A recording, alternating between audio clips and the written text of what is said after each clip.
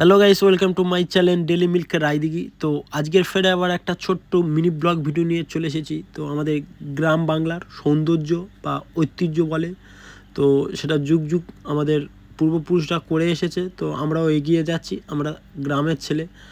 আজকের ভিডিওটা সম্পূর্ণ হতে চলেছে কৃষি চাষ, মাছ চাষ, সবজি চাষ, তার সাথে সাথে গ্রাম বাংলার সৌন্দর্যটা কীভাবে আমরা আছি সেটা অনুভব করাবো এই ভিডিওর মাধ্যমে। তো চারদিকে দেখা পাচ্ছে সবুজ আর সবুজ। এই দাদা ভাই তার জমিতে যাচ্ছে, তো আমি গিয়েছিলাম। তো তার সাথে সাথে মোটামুটি কিছু কিছু তোমাদের থিম দেখাচ্ছি।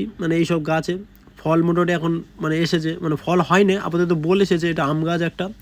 তো এটা একটা জায়গায় গিয়েছিলাম, সেই আঙ্কেলটার মোটামুটি সব কিছু আছে, সিজনে ফল, তারপরে পুকুরে মাছ, তার সাথে সাথে আবার বাদায় জমিতে ধান, সবজি, মোটামুটি এরকম একটা ফার্ম টাইপের মতন বলতে গেলে চলে। তো এই লাইন ধরে কন্টিনিউ এখন আম গাছ বসানো আছে, জাম গাছ আছে, পুরো পুকুরটা দেখো, পুকুরে মাছও আছে।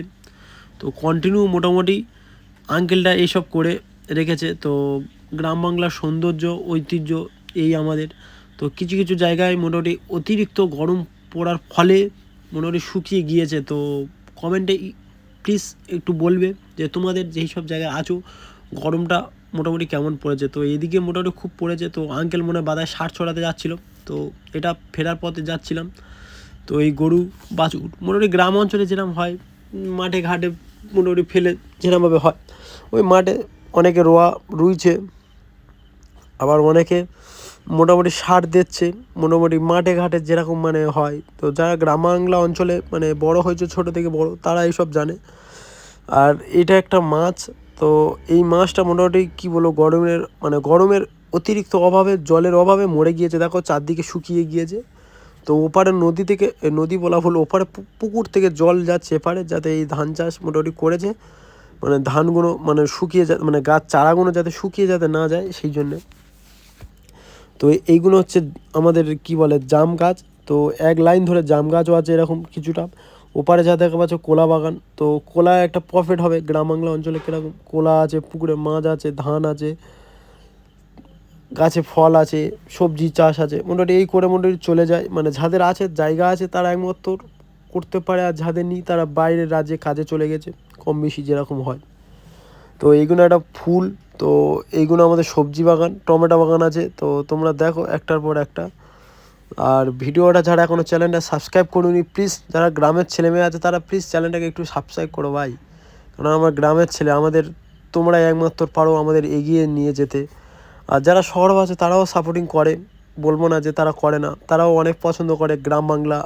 কারণ তারা সবসময় শহরের মধ্যে গ্যামজামে আর থাকতে ভালো লাগে না, তারা গ্রাম বাংলা অঞ্চলে আসতে পারে না ঠিক, কিন্তু আমাদের মাধ্যমে, ভিডিওর মাধ্যমে তারা সব কিছু অনুভব করে। তো সেরকম, তো আমাদের ভিডিওটা ঠিক এরকম। পুকুরে ভর্তি মাছ আছে, তারপর বাদায় তোমার ভর্তি ধান আছে, মাঠে সাইডের জায়গায় তোমাদের সবজি চাষ হচ্ছে। দেখো কলা মোচা পড়েছে, আর এইগুলো এখন আম হয় না, এগুলো বোল বলে।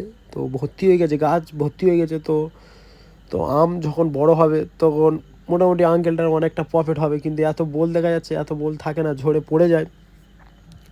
তো সবজিও আছে, সবজিও পালন করে আঙ্কেল বিক্রিও করে। তো এইগুলো আমাদের কলা।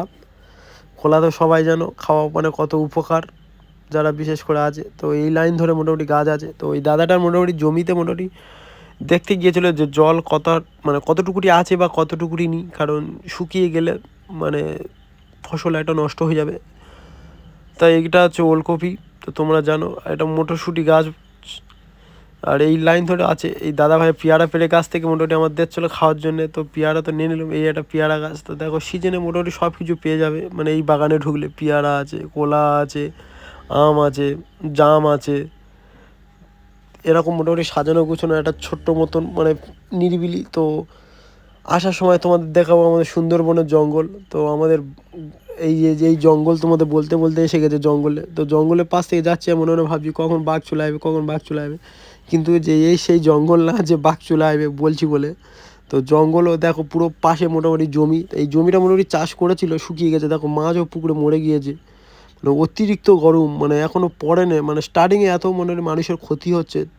তো তোমরা প্লিজ একটু সহযোগিতা করো, সাপোর্টিং করো, যাতে গ্রাম বাংলা অঞ্চলে কিছু মানে কৃষক যারা আছে, যাদের জন্য আমরা আজ খেয়ে পড়ে বেঁচে আছি, তাদের যাতে একটু সহযোগিতা হয়, যাতে চাষ ভালো করতে পারে, ফলন যাতে ভালো হয়, তার জন্য জলের প্রয়োজন। তো জলের জন্য মোটামুটি কিছু একটা ব্যবস্থা করলে খুব ভালো হয় মানে গ্রাম অঞ্চলের দিকে। তো দেখা হচ্ছে ফের পরে একটা ভিডিওতে, প্লিজ সবাই একটু সাপোর্টে থাকার চেষ্টা করো আমাদের সাথে।